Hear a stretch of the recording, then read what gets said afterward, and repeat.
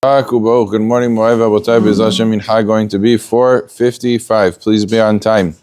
Maran Shulchan Aruch discusses a case of a big barrel that a person wants to cover it.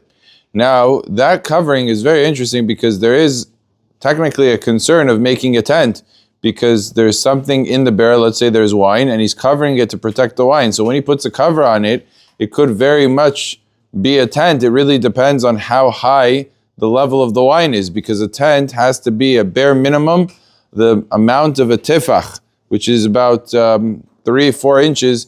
And if there's that much space, then he's generated a tent. But if there isn't that much space, then there is no problem of a tent.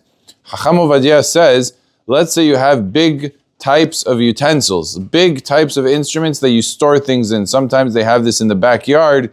You have some big container and you want to cover it. Or you have a big pot and you want to cover it. Is that allowed to be covered on Shabbat?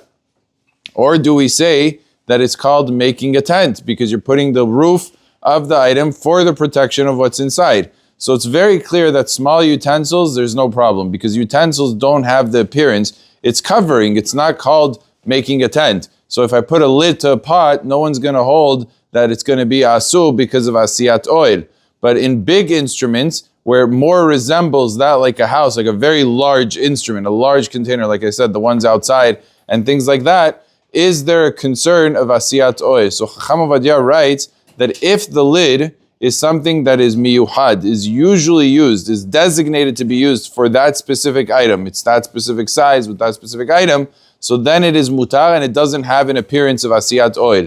But if you're doing something makeshift and it's a very big instrument, so then really there is a concern of Asiyat oil, and that would be asur. Baruch Adonai le'olam. Amen ve'amen.